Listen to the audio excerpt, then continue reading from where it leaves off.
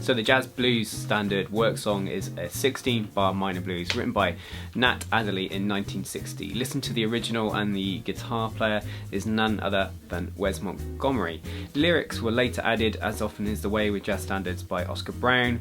There's some fantastic versions with vocals. Nina Simone obviously recorded it more recently. Gregory Porter did quite a cool version on his first album before he got all commercial. So in this lesson I'm going to cover what the form is, how the harmonies are functioning, what chords you need, what chord shapes, and what common sort of little changes people make to the chords to this song.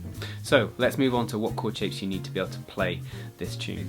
I'll put these shapes on the screen for you, but first chord and the most important chord in the song that we're going to keep coming back to is F minor 7, root on the A string. So we've got root, 7th and 3rd, no 5th in that voicing.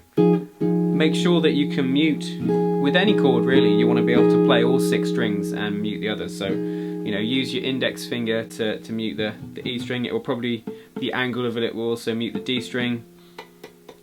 Probably the underside of it will mute the E string at the bottom, hopefully. That's F minor 7. We've got C7, which is the same shape, just move 1 string in, so that's root E. We've got root 7 3rd again. We've got B flat 7, same shape, down here at fret 6. And we've got D flat 7 at fret 9, same shape. And the only other shape we're going to use is F7 sharp 9.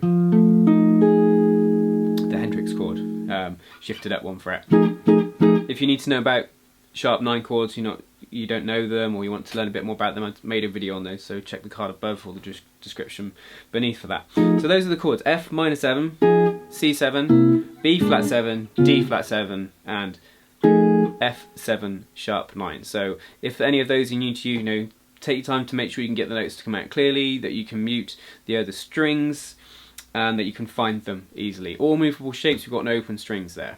Here's the chart on the screen, and let me play through the chords. So we've got 6 bars of F minor 7.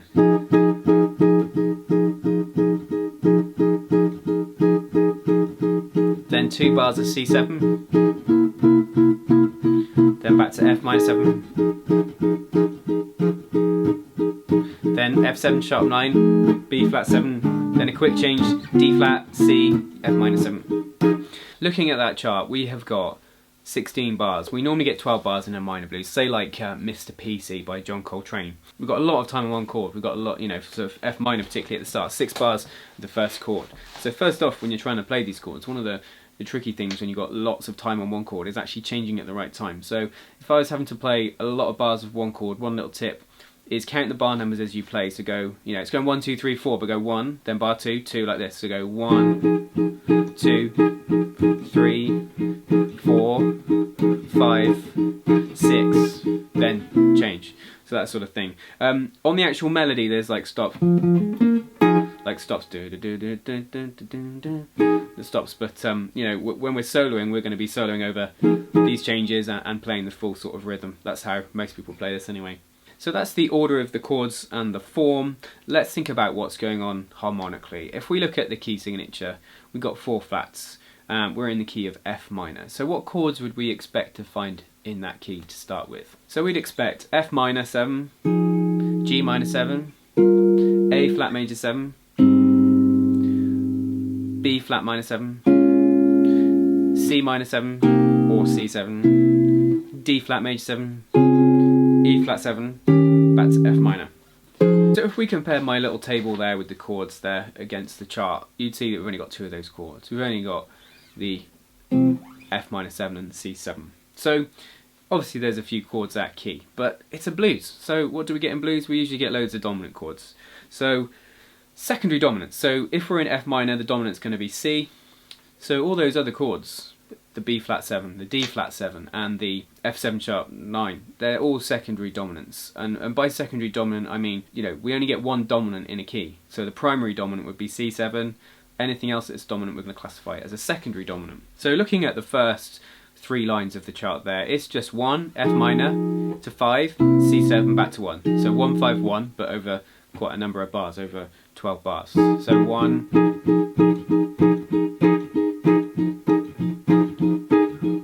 going to 5, 2 bars, back to 1 for 4 bars. So we've got the harmony. The first 3 lines is just 1-5-1. It's all the interesting stuff really happens in the final 4 bars, if you like, the turnaround sort of section, where we get F7 sharp 9, B flat 7, D flat 7, C7, back to F minor. So secondary dominant galore. So we're making the 1 chord a dominant chord, which is quite a common thing to do. And if you make the 1 the dominant, it's basically the dominant of the 4th chord of the key. So if we went back to our table, the 4th chord was B flat. Now we'd expect B flat minor 7 in the key of F minor, but he goes to B flat 7 here. So we're on F minor on the line before, then we go secondary dominant of F7 sharp 9 to B flat, which is why that change works so well, because F7 is the dominant of B flat. So 5 of 4 there. Secondary dominant of F7 sharp 9, yes, it's altered with the sharp 9 to B flat 7, 4 chord. And that's a dominant as well. We wouldn't expect that dominant in this key because C is our 5th chord. So both secondary dominants. And then same here. That one here, this D flat 7, which is, I think people would call flat 6, 7 in terms of Roman numerals. Going down to 5, back to F minor 7, our 1 chord. So I think here, that D flat 7, what is it? Why does it work? Well, if you had dominants moving together, which often happens in jazz and blues, they normally move in fourths. So normally, before a C7, if you had another dominant chord, you'd expect G7. So like, it could have gone F7 sharp 9, B flat 7, G7, C7, F minor, which has the right pull, does the right things. But a common substitution of any 5 chord is the tritone, and the tritone of G is D flat. So instead of G7, we could have D flat 7, which gives us our progression. So here it is.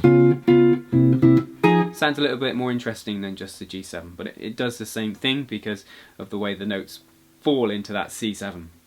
So we get, recap, F7 sharp 9 is the secondary dominant, and it's the dominant of B flat 7, which is the 4 chord made into a dominant 7th. And then D flat 7 is a tritone of G7, back to 5 of the parent chord, 1. And notice really in this progression, every time you go to F minor, that is a stable point. That's when we're on the 1 chord, when things are all kind of very stable and happy and settled. It's all these other movements that create interest and tension. And just another point I'd like to make on this, that F7 sharp 9 is that chord that kind of for me has that ambivalence between major and minor, because it contains A and A flat. Now A is the major third of F, A flat is the minor third of F minor. So it's kind of this halfway house between major and minor that gives us a nice change. When that comes in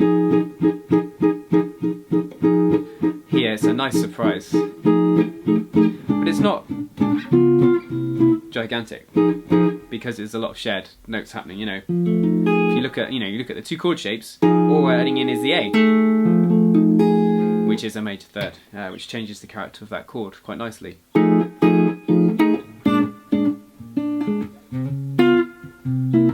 So that's the basic chords that you need. There's the basic shapes, that's what's going on harmonically. There are a couple of other different changes that you might see. The most common thing would be on line 2, where instead of having 2 bars of C7, someone might want to play a minor 2-5-1 there. So go, you have your 6 bars of F minor, and then you go G minor 7 flat 5, C7 back to F minor, which will work, perfectly well there, and that's a possibility. And you might, if you're playing it with someone else, that's how they might want to play it. So that's something to look out for and listen to in different versions as well. So that's the chords and a little bit into terms of what's going on harmonically on work song. In the next video, I'll cover how to solo over this, what arpeggio and scale options you've got. For me, it's a fantastic song to get into sort of jazz soloing. It's got the bluesy element, the blues form. Yes, it's slightly varied, extended if you like, but it's not as dense in terms of chord changes, and things aren't changing so rapidly, and things that, you've got time to think on this one, which is a great thing to latch onto and to practice different concepts and different things over. When you've got 6 bars on 1 chord, that's a luxury really in jazz. So time to develop your phrasing, develop your ideas over one chord. It's a great place to work on things like repeating ideas or trying other sounds or other arpeggios over that F minor 7, which we'll come to in the next video. But any questions or comments about anything in today's video, leave them below. Be sure to subscribe for future lessons. I release jazz guitar lessons every Wednesday and Saturday. Thank you for tuning in if you're new here. My name's Andy, and I hope to see you again sometime. Bye.